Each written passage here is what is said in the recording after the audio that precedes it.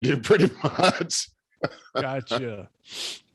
Hey, everybody. Welcome to Over 50 Starting Over. I'm Barry Edwards. And I'm Merle Garrison. Yeah, September 3rd, 2021. And I got to tell you, Merle, September started 3 days ago, and is like, boom, as always, humidity is gone. It's 72 degrees and sunny. Yeah, amazing. The sun is further down in the sky, so that you know this. Like, so now when I'm riding my bike, like overnight, boom, it's like shadow sun. Yes. You know what I mean? It's kind of dangerous. I do. Like, you could going down hills, steep hills. Like, if you hit a chuck hole that you can't see, because it's like black, white. It's flashing. The sun and shadows are flashing. It's a little dangerous in that regard. You know, it's interesting you say that. I was driving my car the other day, and there were the street I was driving down. It was like a 55 mile per hour street, but it was lined up with these really tall, narrow trees, and it was the same effect. Mm-hmm. It caused like a strobe light effect for about a half a mile, and after a couple seconds, it was. I mean, it was kind of confusing. You know what I mean? Like, it's something you get used to. It is amazing how that happens. The change of the season, real quick. I swear to God, here it's September 1st. Bam! It's a whole different world. I remember. It just suddenly leaves start changing. Like, what? Hey, how did those couple leaves get on the ground? I think that's going to happen late this year because it was such a wet summer. So things didn't dry out at all. No grass got brown, to say the least. And I got to tell you, man, September's always been one of my favorite months. I'd say May and September are my favorite months. And it's summer without the humidity here. And we had such a humid summer. Oh my God. I'm so glad to say goodbye to August. I really am. You were saying that before. How about the mosquito factor over there? Usually when it gets really humid, that's a problem. I have to say that this August, I started to notice mosquitoes, and I haven't remembered thinking about mosquitoes in years. Really? Myself, and they always bite Lisa, but not me. Right. You have sort of a decoy for you right there. I got Anne-Marie one of those has like that fly too. Traps. Like just over that way. Just over there. You want her? She's over there. Yeah. Hey, by the way, loving that flag right behind you there. Oh man, I love it too. Yeah, it feels good having that up there. It looks good. It looks really good. It feels good too. It's a great addition to my office, and it makes me feel good too. Well, it represents you well. Thank you very much. Represents your whole brand. Yeah, I really like it. Very strong, I think. Yes, and we celebrated our 20-year anniversary. Anne-Marie and I did. Congratulations! I can't believe 20 years. I know. Wow. I can't believe it either. So September 1st is our anniversary. We had a lovely day as well, and it was just fantastic. But one of the things that I thought was really interesting were the cards that we got, and we were both talking about how God put us together, and that there were all these things that happened before we met to cause us to come together. Have you ever thought about that, Barry? Yes, all the time. Little shoestring decisions you make that change your entire life. Yeah, it's amazing. It's kind of like if you made you're walking down the street, you decided to go right instead of left, your entire trajectory of life could change. Absolutely. Well, I was thinking about this because back in several years ago, before I met Anne-Marie, actually years before I met Anne-Marie, I had been real dissatisfied with a job that I was working, and I read. I know that job. Yeah. Well, I read that what I needed to do is get my resume together with a cover letter and send that out to all my associates. So I did that, and I was pretty disappointed because I really didn't get any response on that. I faxed it out. Remember? Oh God, faxed it out to like 100 people. Yeah. Hated faxes. Me too. And even the smell of that flimsy, weird paper. Yeah. The sound of them coming out of the machine. Well, actually, we had a lot of orders peeling off on the fax machine. So then it did become a good sound when the fax machine started. Hey, what is that? No, that's cool. You got conditioned for it. Yeah, I did. Another really irritating sound from years gone by was that when you the dial-up modem.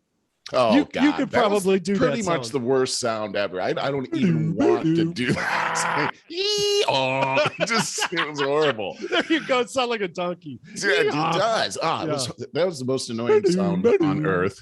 Well, get this. So a couple months later, I got a call from some guy who says, hey, I got your resume here. I'm interested in talking to you. I don't even know where I got your resume, but looks good. Let's sit down. And I'm thinking, oh, gosh, this seems like God is responsible. This is too much of a coincidence. So I met with the guy, and he's got this resume in front of him, and it's got all these different fax headers at the top. And I asked him if I could look at it. And what I saw on there was that I could see the first person I sent it to, but then he sent it to somebody who sent it to somebody who sent it to this guy. Oh, my God. And I end up getting the job, and it's with SkyTel. And a year later, the boss leaves and a new one comes in, and it's Rex Lee. Oh, and Rex and I end up becoming very close, and he has me work for him down in Texas. And on the first day, he introduces me to Anne Marie. Oh my God, that's crazy. And so, I mean, if that one guy, Mike at Motorola, who I barely even know, had not sent that fax to whoever it is he sent it to, I never would have met Anne Marie. Well, I got to tell you, Merle, you to me largely epitomize the results of the secret. You know what I'm talking about, The Secret? I do know what you're talking about. Yeah, yes. And it's I largely agree with the premise on that. Yeah, because it's largely what the premise is if you have faith, you're the co-creator of your destiny. So you and your higher power, God, are the co-creators of your life. Like it or not. If you don't like it, it's up to you. You could change it. And largely what it is about faith. And the real secret ingredient is being able to feel the goodness coming your way, to believe in that, to feel it, to live in it. And then, as they say, the universe has no choice but to make that happen. No choice. And it isn't a Christian book, but it has many of the philosophies. It overlaps every. And really, like you said, it comes down to faith. And there's something else too that's very powerful. And it's a scripture in the Bible that says that the power of life and death is in your tongue, and that those who use it in any way are going to eat the fruit of whatever comes out of your mouth. So just like the same thing that you just said is you're painting your life, but your words are so powerful. You know, that old saying when we were kids, sticks and stones may break your bones. Boy, everybody needs to hear that again. Yeah, but I don't think that's true. I think that words are the most powerful. Words are the most powerful force in the universe. I mean, think about it. According to our Bible, God spoke the universe into existence. And that's the power of those words. And your words, he says we have the same power. And I've noticed that too, where people that are constantly speaking about their vision and their goals, it seem to draw those things in. Well, but I've seen the flip side too. Oh, that's it. Yeah, that's very important. Have you ever done the vision board thing? No, I don't know what that is. Or maybe I have. Maybe I have. I did it once twice in networking groups, and it feels like you're in grade school doing crafts. You get a big poster board, and you get a whole bunch of magazines, and you find images that represent what you want in your. Yes, I have done this. Yes. And it's said to be extremely powerful. I think there's a lot to that. Oh, yeah. You know, you were about to say, and I've seen it happen the other way too. So a lot of us are like, wow, I read The Secret all those years ago and prayed on this or whatever, and nothing happened. And well, why is that? I'll tell you, here's my struggle with these kind of things is that I can't help it. I'm what you call an existentialist. I recognized I took tons of philosophy in college, and the first philosophy I took was called existentialism. It was a really heavy course, and I loved it. I absolutely loved it. What I learned is what I think I took that class, Barry. That's sounding very. I read Sartre and Hume. I remember those being pretty. With my teacher, my professor. Kierkegaard was very big. Yeah, I remember that. Okay. And Nietzsche also. Yes. What I learned is what an existentialist is someone that just sees both sides of everything. And it is, I don't know, it's desirable in the fact that, wow, I feel like I have quite an awareness on things, but it is absolutely demonizing that I can't have a simpler life. And this I don't want this to sound so self-congratulatory or something. It's absolutely not. It's, I just always see both sides of things. So if I'm talking about The Secret, I can't help but see all these. If I see the positive, then I see the negative. Yeah, I see what you're saying. And I have to explore them. That's important. All of it. Yeah, that's. But it's agonizing. I think that's like my brother has always led a pretty simple life. Went right down this path, and I've always admired that. It was just like boom, straight on ahead, and his life has been wonderful as a result. And I wish I could have done that. I've always had to explore everything and make a bunch of mistakes, bounce my head against the wall a few times and correct my course. And I have to, I don't know. It is just right down to the core of me. And so you're analytical, very analytical. And so to harness The Secret is a slippery slope for somebody like me, is what I'm trying to say. And so I think it is for a lot of people. I get what you're saying. I mean, I'm a person that has a pretty easy time identifying where I'm being led. But I get it. Anne-Marie and we differ in those areas where I can, she's more like you. I recommend that you marry somebody that's not just like you, because you'll both be caught in that quagmire. Yeah. Most of us do. Opposites attract. And that's why we're so different. Men and women are so different. Yet when we come together, it does equal a whole, much more of a whole.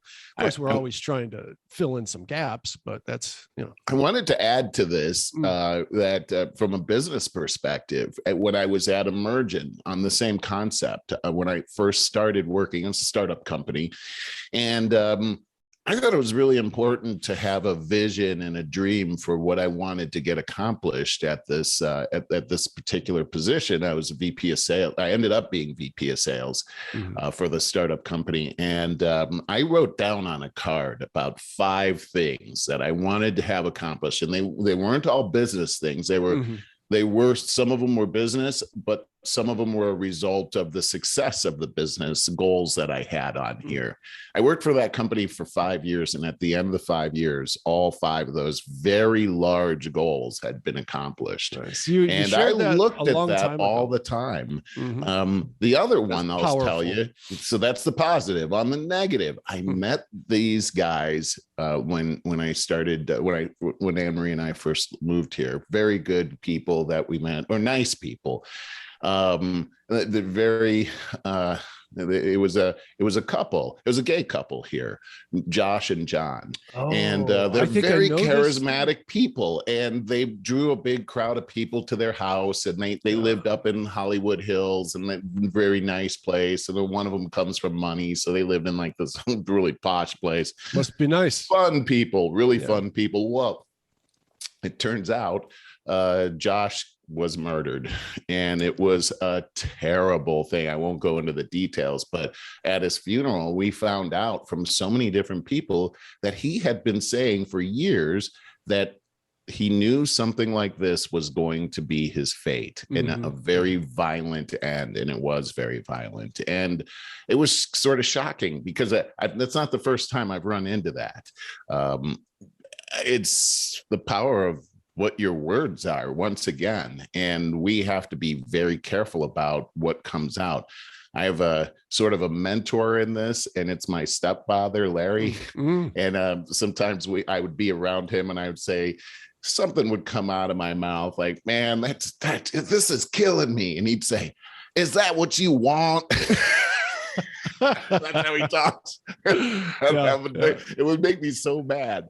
But I knew he was right. Like, no, I don't want to be killed. But even those idle things coming out of your mouth, we should be careful of. Propose something to you. So with your friend that got murdered, you're supposing that he spoke that into existence. Yeah.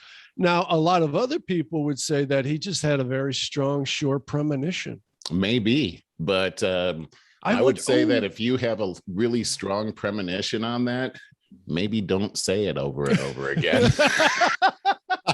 That would be my advice. That would be my advice. I mean, you're right. I can't prove it's one way or another, but I would say this is the lesson I got out of it was just, you don't want to be talking like that. Yeah. Hey, so I wanted to say since we got on the subject of The Secret, but we didn't explain it too much. I just wanted a couple of brief things here that if those of you aren't familiar with it, the premise is that not just that you visualize what you want for your dreams, your goals and all that, but you have to feel it. You have to, as you say, one way of doing it is speak it into existence, but you have to visualize it to the point, like if you're wealthy, then you have to walk around feeling wealthy. Yes. You have to walk the walk, and then talk the talk, and I guess then you'll walk the walk is how it's supposed to work. And when you start doing that, you start making decisions in that line, right? Mm-hmm. Exactly. Like if you're going to be rich, you're thinking about investments, you're thinking about, you start to change your clearing mindset out the old clothes, puts you right into that. Clearing out the old things, making way for the new things that are coming in. Right. Wow. So, and another theory on the meditation of this, something that you can do is to get yourself, I kind of alluded to this before, but I'm speaking in lines of The Secret, is that, so if you get yourself nice and calm and you start thinking about the things that have made you happiest, and you got yourself into exactly that place of feeling that you love, then you shift to the picture of what you want while you're in that state. So you're applying that. Yeah, that's powerful stuff. I remember in high school I ran track, and I did pretty good, especially my senior year. And I started winning races, but all 4 years, I remember I would visualize in my mind before the race. I ran the half mile and the mile, and I would see myself in the race. I would close my eyes and just see myself, and I would actually see myself strategically doing the things I needed to do. And finally, I could see myself breaking the string at the end, at the finish line. And boy, I wanted to break that string so bad, Barry. Only certain people got to break the string. And senior year, I was breaking it all the time. Nice. And it felt so good. But I visualized that for 4 years. So powerful. And we ended up winning the championship. The last one the last string I broke, we ended up winning the championship. I remember when I came across this book in junior high school called Psycho-Cybernetics, and now I remember that. I can't think of the author's name, this doctor, but it was all about the power of visualization. Psycho-Cybernetics. Wow. Great book. I mean, no matter what. So if you're talking about athletics as you are, or work or whatever. Yeah, that's the key, right? Yeah. This applies to everything. Yeah. And I mean, you could be a martial. In my case, I started wrestling, and I was visualizing going through all these moves and stuff. And it's pretty much as good as going out there and doing it on a mat. Yeah. It's very powerful. And sometimes I forget what a great wrestler you were. I mean, didn't you like go to states or didn't you have did not. My senior year, I dislocated my shoulder back. Oh, that's right. Yeah, my junior year, I dislocated separated the other one. I didn't need surgery on it. Right. Then my senior year in the tournaments and sectionals or district sectionals, I think. But yeah, I was in I thought a pretty easy match, and this guy landed on me, and man, it messed up my shoulder. I had 2 pins put in it. That was it. Wow. Yeah. I just want to say how much fun I've had over the years wrestling with you. Oh, that was, I don't know if I learned a few lessons as I got a bob and weave, man. I can't get don't just stand there. Moves like that. Yeah, I don't want to get trapped. When Lisa and I came out, we were in California. Scott was over. We're partying, having a great time, laughing about just that stuff. And Lisa's like, "You two big guys, how do you not hurt each other?" And Scott goes, "It's like a couple of puppies." That was the funniest thing ever. Because we just laughed the whole time we wrestled. I was telling talking a bunch of crap. My daughter Hallie, I was telling her about that part of our relationship. Yeah, and I was saying how much fun it was. It was. And she could not understand this. I know. We just start talking crap back and forth. Yeah. Oh God. That's what we do. That's what we do. That is. I think at this point we might want to retire that part of our relationship. Because now you get hurt for life. Yeah. Yeah. It still hurts, Barry. 5 years later, my arm still hurts. Hey, bud, let's go. Let's turn a corner here. I mean, I had other things to talk about in the upfront section, but I'm going to save them because I liked where we organically went with the kind of secret kind of thing. And yeah, I think that was important stuff. But we got a lot to talk about as far as censorship has been going. And it's, my God, Merle, over the last few years, it has ramped up into a gigantic problem really online has. with our social media. And I just watched the special. I just finished it. Q Into the Storm. It's all about QAnon. And I've asked you in the past, like, what the heck is QAnon? I tried Googling it. I tried reading about it on Quora. I just see a bunch of a little bit of really crazy stuff. And so I mean, I'd made comments like, I think it's like 5 guys in the Florida Everglades, and that's about all I could get out of it. Well, this documentary was very, very enlightening and very interesting. This actually started with, this has everything to do with censorship. So I'm just going to be real brief about it. Okay. All right. So Q is a person. Right. I didn't know that. Yes. I thought, well, QAnon is the following. I thought I isn't didn't know. Anon a person too? I think, you're thinking anonymous. It does come into play with anonymous. Yeah. So QAnon started with a website called 4chan. And, I got to be honest with you. Every single one of these episodes I was watching right before I went to bed, and I was struggling to stay awake through every one of them. So like I skipped little parts in my head there. I only got kind of the main thing. So there's this website called 4chan I never heard of, but it's kind of like Reddit, or I talk about Quora from time to time. Now, Reddit and Quora censor the crap out of their stuff. You've heard me complain about that plenty of times. I've been censored plenty on it. Well, 4chan is absolutely no censorship, but no, it started out that way. But when the censorship started getting going and getting out of hand, this guy, Fred, I forget his last name, a guy with some deformities. I want to say that in a sensitive way, but he was very young, like 19, but stuck kind of pretty much in front of the internet because he wasn't very mobile, in a wheelchair bound and stuff. So he started a site called 8chan. No censorship whatsoever. And this is the first time I had heard of this.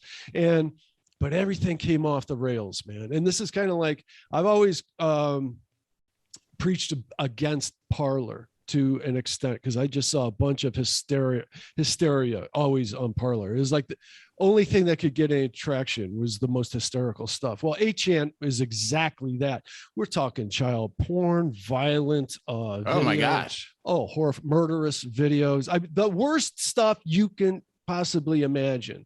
This site was there, but it was no censorship, which brings up the whole philosophy once again, the whole issue of censorship. Like, well, how much censorship should there be if you're talking child pornography, people murdering each other, those snuff kind of films, if you remember.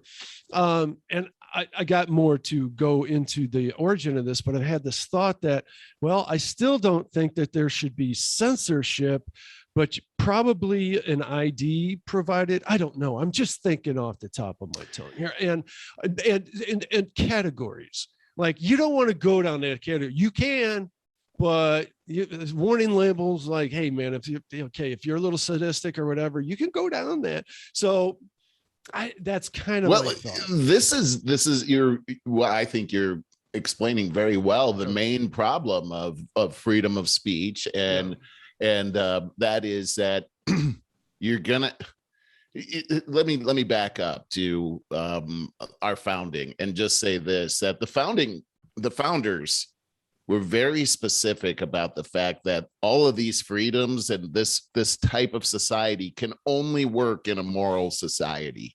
And so therefore they were very adamant about teaching. In fact, the school systems had been put up so people would learn how to read and they'd learn how to write, and that way they could think for themselves. And they're very adamant about teaching about God and how God is in your life. Of course, you can make your own decisions about that, but this is their philosophy, that teaching these kinds of things would allow people to be able to think for themselves about what the right decisions are for their lives.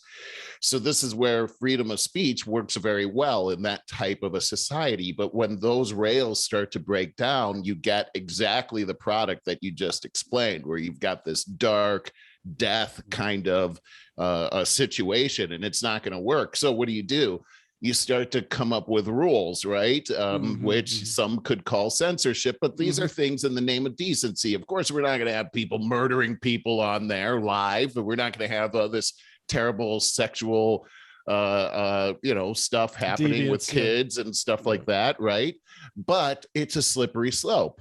That's the problem, is that once you let once you get that foot in the door, then where does it stop? Where does it end? I mean, you can rationalize anything now that you're on that slippery slope. And so then you get to where we are, where if you say certain things about the truth that are happening right in front of us, like, the sun came up at 7. Well, that's not politically correct anymore. Let's censor him for saying that. You know what I'm saying? Yeah. So like that's happening today.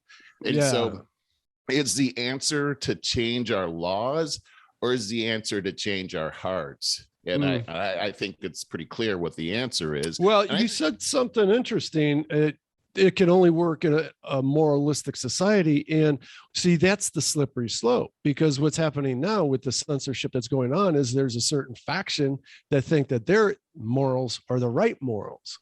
And that's used against us. I understand exactly what you're saying. And I think that, there was a time where most people here believed in the same kind of moralities, right? I mean, let's just say the 10 Commandments. It's hard to look at the 10 Commandments and say, well, if you're X religion, then you don't believe that, because they seem to be pretty universal things that are like, we're not supposed to kill each other, right? It's like that seems sort of like pretty common sense. We're not supposed to have adultery. We're not supposed to lie and cheat and steal. All right. So those are the things that I think everyone can agree with. And here's how it gets dicey, is we also all pretty much agree that there shouldn't be racism, right?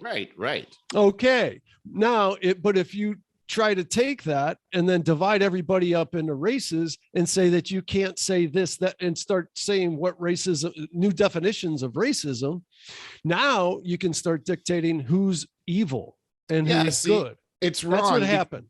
So this is what I really loved about Martin Luther King, and we've talked about this a million times. It's not about the color of your skin, but the content of your character. So we enter into a colorblind type of society. Not that we don't notice. Simple, isn't it? Yeah, not that we don't notice each other in different colors and everything. We can acknowledge that, but that's not what defines who you are. Right. What defines who you are is you're a human being. We're in the human race. That's the race we're in.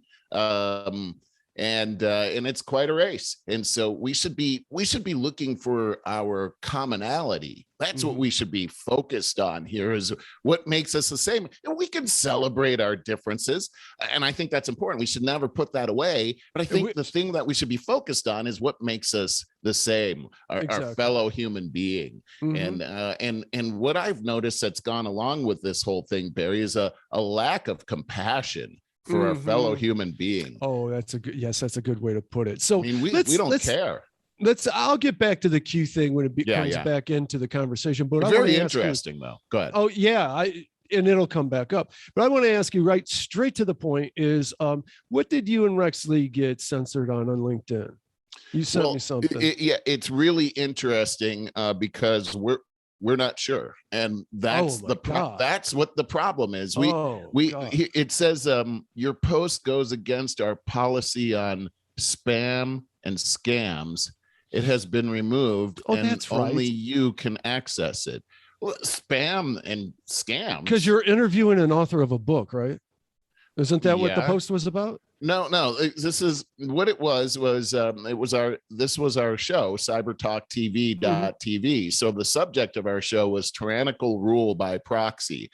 Americans are seeing their civil liberties slip away at the hands of greedy corporations while being oppressed by the very companies they work for and or patronize with their trust, loyalty, and earned money. And that's really what the subject was. We had on the show an attorney who is also a judge, current judge in New York, to talk about this subject. And really what happened was we I mean, this was a great show, by the way. You can find it on cybertalktv.tv right now, where we're talking about this corporate authoritarianism and how corporations themselves are acting like sovereign nations, where all of your rights that you have in the Constitution are left at the front door because they're private entities, but they govern your life. And this is what we were talking about in the show, and how they have this extreme power over our lives. Well, we put this on LinkedIn, and within 10 minutes, they took it down. So there's no way they could have seen what was in it or anything. But something tripped an algorithm, like whatever an it alarm was, went off. Yeah. Whatever we were talking about was simply the truth. There was nothing. I mean, there was really nothing in it that would be controversial whatsoever. But they pulled it down in 10 minutes, proving exactly what the subject of the whole show was this corporate authoritarianism, where our fundamental freedom of speech rights get taken away by these corporations. Interestingly, it should be noted that Microsoft bought LinkedIn about 5 years ago. That's exactly right. Yeah. That's exactly right. Big company. Yeah. So this is interesting because Wayne Lonstein is he's an attorney. He's a judge up in New York. He's actually the CEO of a cybersecurity company as well. And he brought up a Supreme Court case called Marsh versus Alabama. And this was an interesting case that really pertains to what we're dealing with today when it comes to censorship. And he really believes that this is a key to changing things around. Marsh versus Alabama was about a company store, golf shipbuilding in, I think it was in Louisiana. So the company owned the town. And you had a lot of that back in the 20s and 30s. Got a lot of that now with Amazon. There you go. That's the key. So here's what happened in the case. Jehovah's Witness. Let me just back up and say, people, even though the company owned the town, it's an open town. You can go in and out. You don't have to live there. It's just like any other town, right? Well, this couple decided, they were Jehovah's Witnesses. They wanted to pass out tracts in the town. The authorities came and told them that they couldn't do it without a permit, and that they would not give them a permit. She said, that's against my constitutional rights. I have the freedom of speech, freedom of religion. And so her thing was citing the First Amendment, freedom of speech, freedom of religion, and the 14th Amendment, which is the one that says, hey, if other Americans can do this, I shouldn't be discriminated from doing it as well. By the way, they use that one with gay marriage. If heterosexuals can get married, then homosexuals can get married. It's the same thing. Anyway, the Supreme Court ended up agreeing with this woman. It went all the way to the Supreme Court, this couple. And basically what it's saying is that companies that are acting like government agencies or entities, in other words, like in Wayne's example was, let's say, for instance, that Google owned New York City. Well, would it be fair for Google to limit your freedom of speech in New York City? Well, no, you have constitutional rights, just like you have these constitutional rights on Google, on Facebook, on LinkedIn. This would be an angle of attack that there's already a precedent for. Interesting. It is interesting, but this is an uphill battle, Barry. I mean, freedom of speech is attacked, and there are very, very powerful forces that we're against here that are right there in our federal government. It's all one way as well. It's all from the far left against anything right of the very far left, which is a big, wide portion. We know we got threatened by YouTube a couple of weeks ago to be deplatformed. And we were just talking about some scientists and their findings and a drug that they had found. Exactly. And by the way, we did not mention that particular drug on the show, but it was interesting because we were streaming the show live, and somebody actually commented and said and brought that up as something being censored as well. Which it's really powerful what's happening. I've been following that whole story. It's amazing what's happening with that, and it's purely. I mean, talk about 1984 kind of stuff going on. Okay, so to your point, about a week ago, Joe Rogan had this girl on his show who is a journalist. I don't remember her name. I'm terrible with names, but she was self-professed far left up until a couple years ago, a far left radical feminist. Okay. And up until a couple of years ago, because she started putting things together, and it's like, well, what's a radical feminist? Well, of course, you believe in equal rights for women and all that. But by the time you get to this day and age, now, in order to be a radical feminist, well, you have to hate men, and you have to want to, put restrictions on men and denounce men in all these ways, and men are evil. And she just couldn't buy into that. She's heterosexual. She likes men. Right. And so she started getting attacked by her own followers online on Twitter and stuff like that. And then so she would talk against trans stuff, because this is part of her feminist view is you can't have biological men compete in sports against women. That's bad for women. I'm pro-woman. I'm a feminist. That's what she's saying. So you can't be both, okay? Being a radical feminist doesn't mean if a man says that he's a woman without any surgery, without any drugs or whatever, it just can't be. And they're talking about examples of this dude, this big burly dude with a full beard saying, I'm a woman. And it's like, and so she tweeted, a man is not a woman. That's simple. She replied in a conversation on Twitter, and that got her deplatformed for life. For life, saying a man is not a woman. But the Taliban is on there. They made that point. This is the deal: is that what a double? I mean, double standard isn't even the word for it, right? Like, yeah. This is ultimate. What word could you use? Yeah, okay, that's a much better. This is strong enough. No, it's not. This is like hypocrisy on steroids. It's killer hypocrisy. Okay, so it's like the god of confusion is in charge here, right? Isn't it? There you go. And here's this is interesting because abortion is in the news this week big time because the Supreme Lisa Court just asked me if we were going to go there, and I'm like, I'm not. I'm not going to go down the rationale of that whole thing because I didn't want to touch it, but I think here's the interesting comparison though, is that my body, my choice, right? This is big now because the Supreme Court just upheld the state of Texas decision on a ban on abortion for if they hear a fetal heartbeat, and the argument is my body, my choice, and I really do get the sentiment there. I think that's important. But these very same people are also, when we talk about COVID, they're saying the government doesn't have any right to choose what I do with my body. But these are also the same people that are for vaccine mandates. And, and what we're seeing now is a lot of people are being forced out of their jobs because they're not ready to take the vaccination because they're saying it's my body and it's my choice. And so back to the double standard or the hypocrisy on steroids. And even when it comes to, we talked about mask mandates and everything, I think we take it to another level when we talk about vaccination mandates where, hey, if you don't take a substance into your body that you don't know what it is or don't agree, then you can't, we're not going to let you work.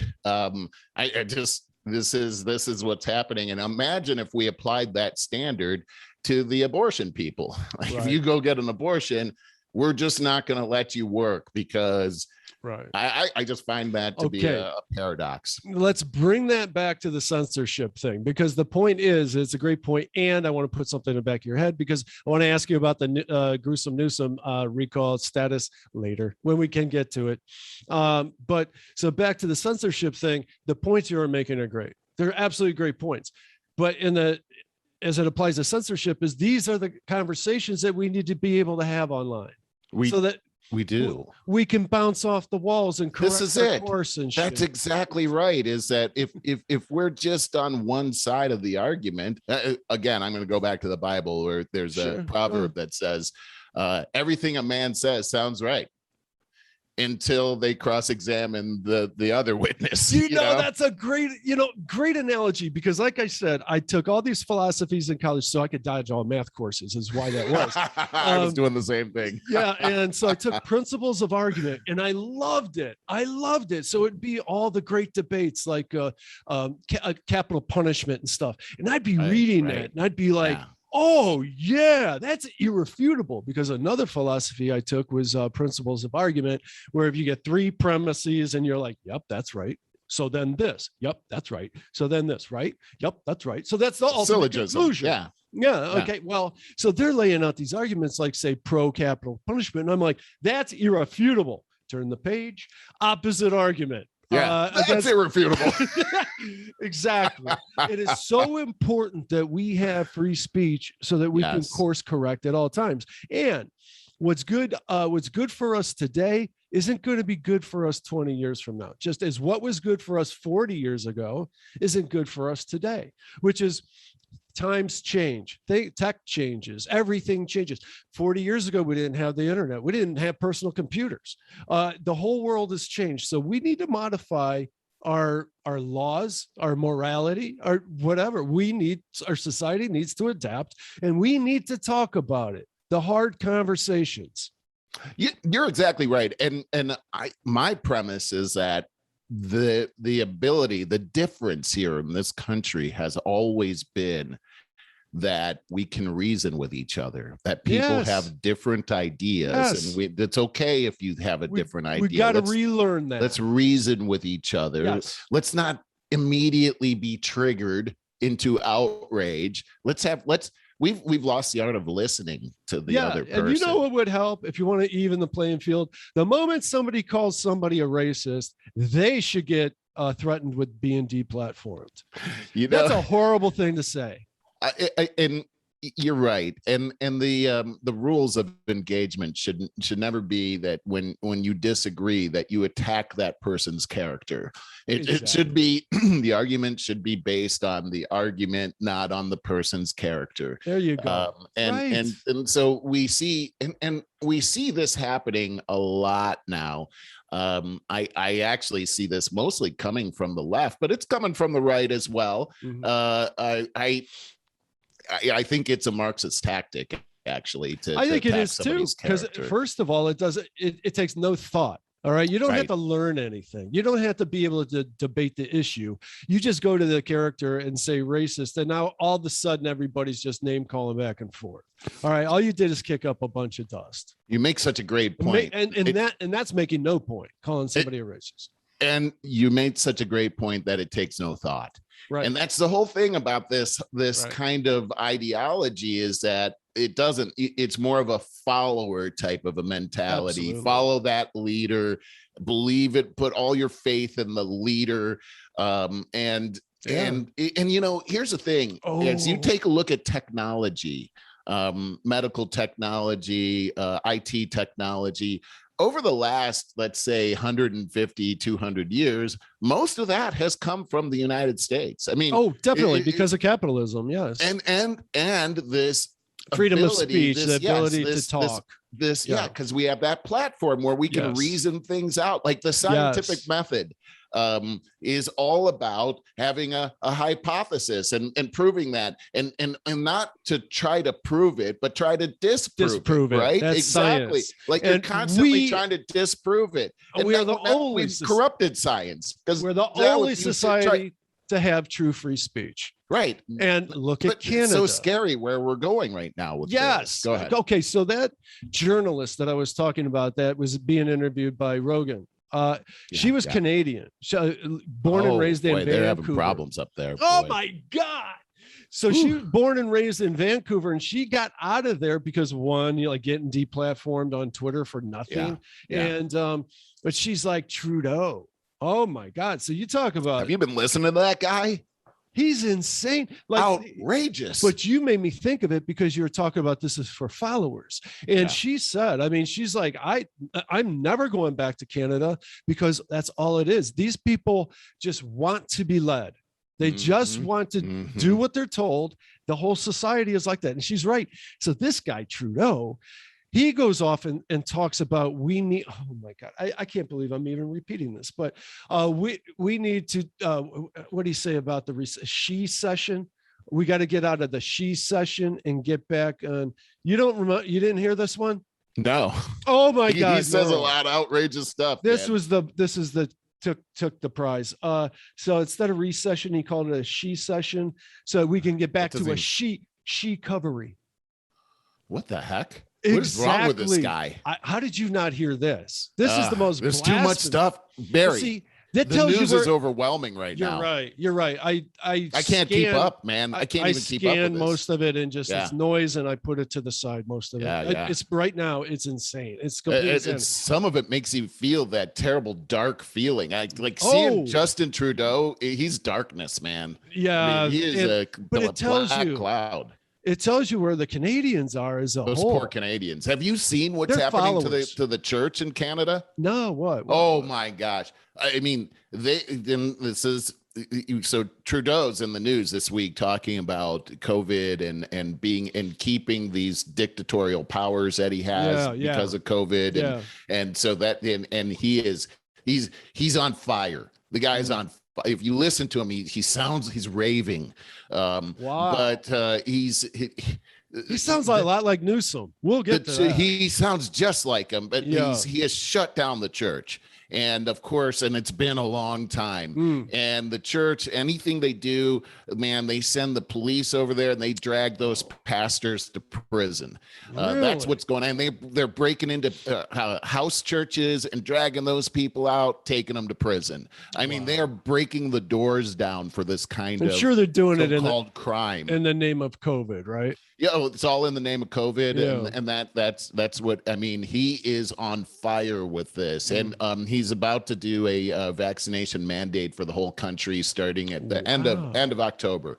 Wow. So this guy, and he's they love him though. They want an emperor. Here's what I heard him say is that, we live in a democracy here, but if you don't want to take the vaccination, that's your choice. We live in a democracy, but don't think you're going to be able to ride on the bus or go to a restaurant or go to a movie or a store or be around any of us. Okay. Because it's your choice. We live in a democracy. That doesn't sound like a democracy. That is exactly like Biden saying, and the buck stops here. And then he goes on to list litany everyone of ways. That's to blame, right? Exactly. Like that's not exactly like he does. Somebody's got to explain what the buck stops here means to him, because he doesn't get it. He knows how to say it. He just doesn't know how to act. You got to do it. You can't just say it, Right. But so. Oh, you know what? I want to just finish up a couple of things about this Q thing, because I didn't understand it whatsoever. So Q is one person, and he would post on that. I told you about, so this guy started this 8chan site because it's completely seemingly the only site that had completely no censorship. So this Q person would post anonymously on here stuff that was related to Trump. So he would claim that he's an insider with Trump. And there was just enough, it would always be kind of vague, but there was once in a while, just enough of a factual thing that would come true in the near future that people are like, oh, this is a Trump thing, an insider here. And nobody knew who Q was. All right. And that's what this documentary is about. It's about 7 episodes, I think. And so it started getting this big following, QAnons. And let's see. So Twitter censored him eventually, censored Q, and the QAnons that would then report about Q. Okay. And so it would be hashtag Q and links to QAnon sites and stuff. So Twitter started censoring all that. So this is when, and this is what I vaguely couldn't understand and vaguely heard of, the QAnon started to adopt the hashtag save the children, became their new ID. Now Twitter can't ban that, can they?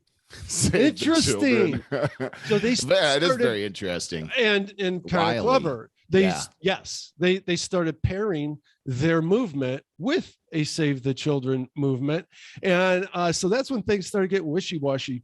And the self-proclaimed founder of Anonymous joined the war against Q and 8chan because he said that they were using his methods that he developed in like 2006 of infiltrating using the internet and manipulating people like this. And he's far left. This particular guy that claims to be the founder of Anonymous. And so he digs up the guys that took over the 8chan site that allowed Q to be able to post there. The Anonymous guy digs up like 18 years ago, those guys owned a website called something like something that referred to child porn, something like underage porn, .com. They never, the reality. So he started spreading all this information on all the major media about how Q is in bed with child porn. That started putting those two together. The truth of the matter is those guys, and these guys are weird. These guys that own 8chan anyway, they're weird. I highly recommend that you watch this documentary. What's the name of it again? Yeah. It's called Q: Into the Storm. And you got that on, where do we get that? HBO Max. Into the Storm. Yeah, it's really interesting. I really want to watch that. Yeah, because you're gonna it brings up issues. Today we want to take a side and run with it and be like, yeah.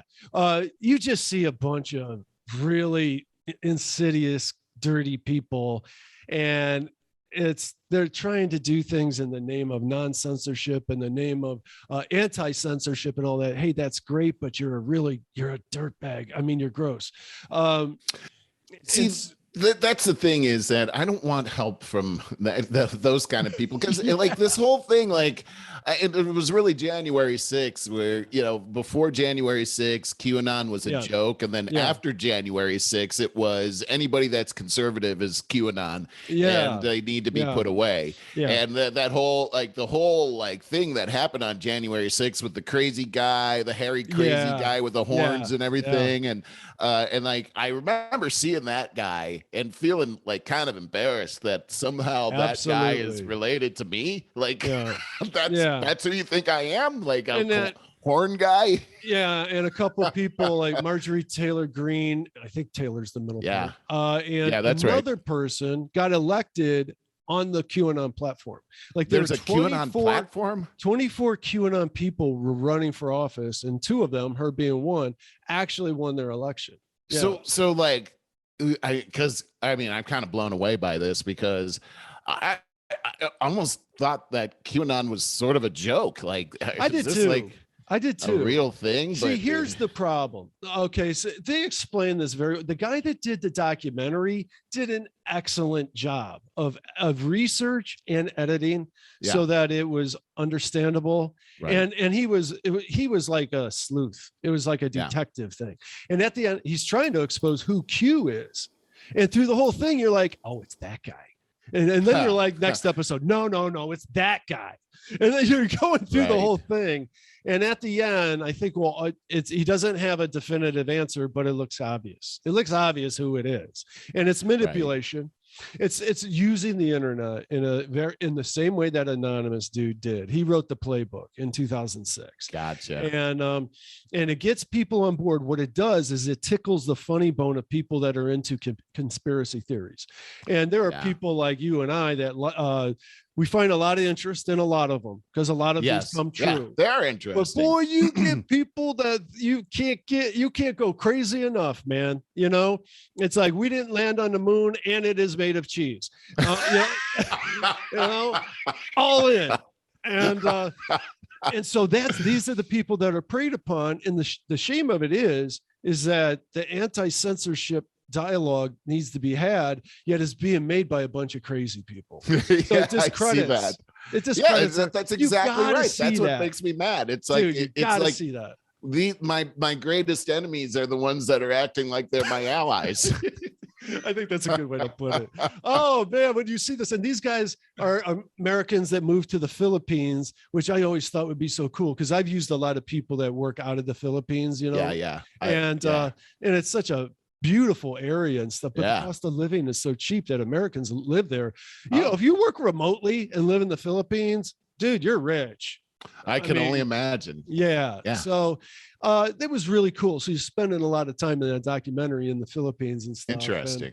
But yeah, you don't see any beaches. You're in the city, Milan. It's all right. Yeah. You got to see it. Very interesting and insightful, and it'll make you angry too.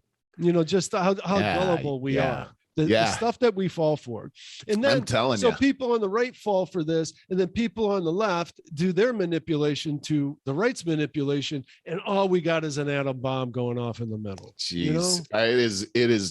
It's a mess. It's just a mess. I mean, what we see happening now is that it's like our country is sick right now. You know what I mean? It's like we have a virus in the country right now, and the country needs a vaccination. I think. You know, you're exactly right. The premise of this show has been about censorship, but it's been about what you said equally, because it's sick conversation that's going on. It's toxic conversation that's going on. It really is. So we need to find a way to make censorship, so-called censorship, a level playing field, not coming from the left, censoring everything that disagrees with their ideology, but opening up conversations, as you said, get off the character assassinations and talk about issues and be curious. And if that's the rule book, we're going to have a healthy society again. And look, that's a challenge for all of us. I mean, it's not easy when you have preconceived ideas to sit there and listen to somebody that's actually saying the opposite of what you believe. But we have to train ourselves to do that without being offended or being uncomfortable. And we really have to allow ourselves, if we have a belief that we're telling people to expect or be ready to defend that position with facts or with ideas rather than attack the other person. There you go. We have to learn the art of actual reasoning or debate. Again, relearn it is what we have to do. Yes, and it's this simple. You hit on it, and it made it crystal clear to me. No character assassinations. That's bad. That's bad. That's all. Stay to the issue. And what you see is almost purely character assassination. Yes. And you know, our news has changed. It's more commentary than anything else. Yes, we really don't see the news, so we're listening to commentary, and commentary is so much. There's so much character assassination in commentary. This is, you know, of course we're doing commentary, right? Yes, but we don't do that, and I don't think we do, at least. We try not to. And we also have to be reflective on our own selves and realize that, and we've said this before, realize that we can be I can be susceptible to manipulation. We all can. And I know I have preset ideas and everything, and I appreciate, you know, these types of venues, or you and I, where we keep each other honest on these things. We're not, you know, getting high on our own supply here. There you go. That's a good way to put it. Yeah. And so, you know, I had an old boss that said, you know, you guys are suffering from hypoxia. You're breathing your own breath here, you know. So that happens too. So we have to be careful about that. That means we have to be, the more we plug into people that have different thoughts, that I think that's a better way to protect what the actual truth is. Because just like science, we should be constantly trying to bounce, maybe disprove. Can we disprove? Yes. Like my own faith. Can I disprove my own faith? Yeah. You know, and so you can strengthen your own resolve. Yes, too. yes, shore up your borders. Exactly. Yeah. Not that I don't want my faith to be true, but boy, I tell you, in my experience, God has proven himself over and over and over again. So he's got to. If this were a baseball, he'd be batting 1,000. And then the ones that I thought he missed. Nope, you got those too. It just didn't see it happen. Sometimes it's a longer road. The time warp, right? Yeah. Exactly. The bottom line on this is that I think that we need to recognize that both sides, and we only listen to the extremes, and those extremes think the other side is evil. And that's the problem. Stop thinking the other side's evil and just say our opinions differ, and we need to talk about it. And I think our media has a lot to do with this. Yes, it does. It's more popular to see where somebody's like on fire on either side, you know, and these are the evil people, and that draws a crowd, right? It gets and hits. And that's how advertising dollars are attracted to that. So it's self-perpetuating. That's not going to stop. And I'm not sure what we do about that, but we gotta as a people, we've got to. We got to stay away from that kind of stuff, don't we? I mean. Hey, so as we start winding up, I wanted to hear, how are things going with the Newsom race? I think I said before, I'll stick by it. I don't think there's any chance of him losing because of the propaganda wars that are going on. And I just think the left is going to be getting fired up now. Oh my God, Larry Elder, a very conservative Republican, is going to win. Oh my God, I better get out. But what do you think? What's going on? This one's. I have a lot riding on this because I really believe that Newsom winning this is going to be a no holds barred Newsom after that. And he's going to be just like Justin Trudeau. And that really concerns me. And I obviously want Larry Elder to win this, because it concerns me. This guy's out of control. I mean, he's out of control. He is, but if Larry Elder did win, don't you think California would go nuts?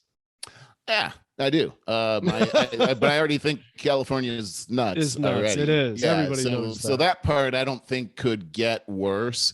I think it would be very good for California to be able to bring in somebody like Larry Elder, because he's not a firebrand, the way the media is trying to portray him. And they are. Yeah. And he's he's a thinker, and he's a listener as well. And so I think he's smart dude. He's extremely smart. He's a cerebral kind of a guy. You know, the guy is like, he looks very young. I used to guess ages, weights, and birthdays. If I had to guess, I would say that he was 45 years old. He's 68. Oh, I would not have guessed that. Unbelievable. He looks fantastic, and he's just full of, vigor, and he's got some great ideas. Like I said, I think that Newsom winning again puts California into third world status, because things are catching on fire. Nobody cares. PG&E, their equipment is 100 years old. Barry, the fact is that Newsom put an agenda with this green energy deal. So now all the investments in energy go towards that and not towards maintaining the infrastructure. And this is a big part of why our forests are catching on fire, is because the PG&E lines that are going through, those things some of them are 100 years old now, and they're not being maintained. This is the kind of thing that's happening. This is why we can't keep our lights on. And when it gets really hot out here, that's when my power goes out, when you need it the most. And the city streets are crazy. Helicopters are flying over all the time. This is like Escape from LA, the movie. It's crazy out here. And here's the other thing too, is that we found out that if you want to leave here, that renting a truck to move out of here is the cost of it is exponential compared to any place else now, because of supply and demand. It's like 4 times more expensive to get a truck and move out of here than any place else. So it's like you're trapped behind there's a wall here, Yeah. It's amazing. Yeah, there certainly anyway, is. but back to the race. Yeah. I think that there's a chance for Larry Elder to win this. At first, I didn't think that I thought there was a snowball's chance in hell. Now I actually believe there is a chance, but I mean, it could just be me being wishful thinking here. Back to, I can be deceived by these things. I'm so hopeful for this to go the right way that it's hard for me to see the forest through the trees on this. That's interesting. Okay, so we find out polling is pretty close. I mean, it's within the reason. It's neck and neck right now. So, but here's one last thing I'll say. This is, we've also seen where polling has been skewed before the elections. We saw that right before the Trump election. Hillary was a shoo-in and she lost. We see that all the time. I think anything can happen. But I hate to say it, but it feels like it. Let's put it this way. I think it'll be a miracle if he wins, just because I think there's a lot Newsom, you mean? Here. Yeah, I think I think Larry Elder winning would be miraculous. Oh, I got you. And that's what I think as well. Just because it's California. But I do believe there's a chance. I really want it. Well, I would love to see it too, because boy, California needs to take a different perspective on some things, for sure. Well, it's the most beautiful land in the country, and boy, they've turned it into a giant outhouse here. And it literally stinks here. What was I hearing about in the news yesterday? San Francisco. What on earth did they do this time? What was, do you recall? Oh yeah, something, there was horrible. Everything that happens there seems to be horrible. It gets worse all the time. God, I wish I could remember. It really does. Well, let's part with this, because I don't have anything great for the lighter side. I have this funny couple of pictures of these dogs doing a photo shoot. The big dog steps on the little dog's foot or something, but well, that's just for visual. I just want to, let's end our regular show. I want to ask you this question. What do you think of the state of Biden? Well, his popularity has waned a lot. We've seen where when the Democrats are going after Biden, then he's in big trouble. And this week I've seen a slew of Obama cabinet criticizing Biden for how he handled the Afghanistan withdrawal. And I'm seeing the reporters being the mainstream reporters being a lot more bold with their questions. It seems like the protective bubble that's been around Biden is starting to lift. And I think that spells a lot of trouble for Biden, because he can't defend himself. He doesn't have the cognitive ability to defend himself. We've seen now where he comes into these tough press conferences to give a speech, but he won't take questions. Many times he walks out without taking the questions. And Psaki will avoid questions all the time too. And I am so tired of that, because they promoted themselves to be the most transparent, what's the term? Regime ever, and they are amongst the least transparent. The further left you get, they're always doing stuff behind closed doors and not answering questions, as if, oh, you can't handle what we're talking about here, Yeah, I really think that the fallout from Afghanistan is only going to get worse because of the stories of the people that have been left behind. I know that the media is trying to get away from the Afghanistan story, but the images that we already saw and the families that have been affected by this here in the United States, it's not going to go away. And I also believe that the atrocities for the ones that are left behind are going to start to mount up, and we're going to see that. Finally, I would say that if what we heard is true, which is that it was very hard for them to vet the Afghan people as they evacuated them and brought them into the United States, that it's possible that we brought some bad people here. And if anything starts to happen like terrorism here in the United States, I think he's done. But that's and then we get Kamala. Great. Right. I think I think it's a bad thing for the country. If it's a bad thing for the country if he stays, and it's a bad thing if he goes at this point. The other thing that I noticed too is just this angry posture that I see him in all the time now. I don't think that's a good look for him. Agreed. I think he needs. It looks phony. Yeah, exactly. It's not a pretty thing, and it's making him look even more incompetent.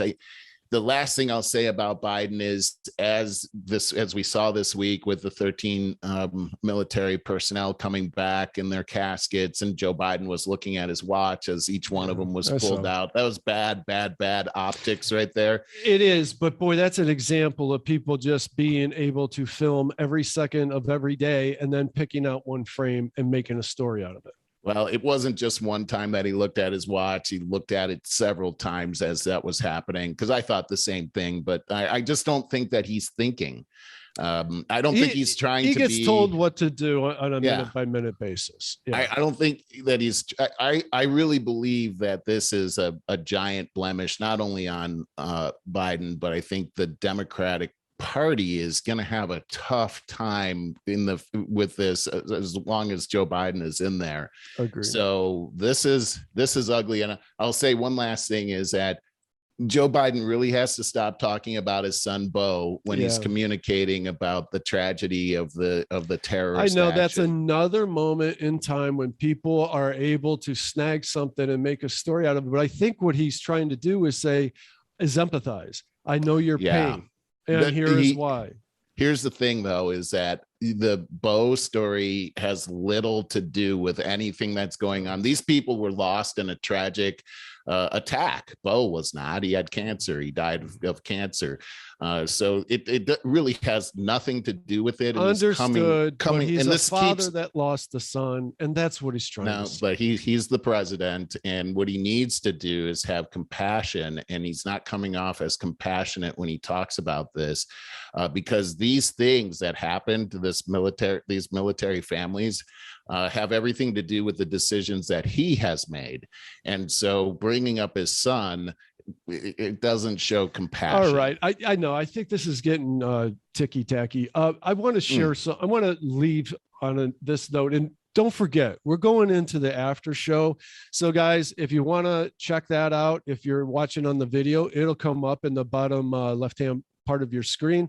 If you're listening on the podcast, which is how I prefer to take these in, then it will come out on Monday morning. Okay, so you'll get the full show today on Friday, and sign up and go to your podcast app of choice and just type in Over 50 Starting Over, sign up, leave us a 5-star review. I got something cool to take us out here. I'm going to share with you, and guys, I'm going to leave a link to this in the notes. This is an article on over 50 and looking for a job. Here are 9 simple tricks to ace your interview, job hunt like a pro, and prove that age is just a number. And I'm just going to go through the bullet points. Number 1, and they have this all detailed out. Number 1, do your research. Number 2, don't overshare. 3, be open to training. 4, show off your tech skills. 5, don't get flustered or annoyed. And 6, take advantage of skill shortages. That's a true thing right now. 7, show you're comfortable with a younger boss. Merle, don't you think that's a big thing right now? Yeah, it is. Do you think it's difficult? Like, I think, okay. No, not at all. I think if the person in the position is competent, I don't care how old they are. I don't care what they look like. Yeah, you're right. But I see more of a chance of ego being impeding on your relationship. I would say that maturity has a lot to do with this. And if you can't handle working for somebody younger than you, and then it's a competent person, then you're the one with the problem. Yeah, I think that's very well said. And number 8, refresh your online profiles and CV. You know what I'm going to mention right there? Get the garbage off your social media channels. If you've not looked so good in some conversations, delete them off your social media. They will be looked at. Number 9, and finally, network. That's an age-old one. Merle, we're going to go into the after show now, but I want to let you pick up with where we left off. You were talking about, I'm sorry, we're running late here. And you were talking about Biden talking about his son, Beau. Yes. All right. So see you guys next week. Thanks a bunch. Hey, you mind if I go get some water? Give me a second. No, go ahead. I'm going to grab a coffee. Cool. Later.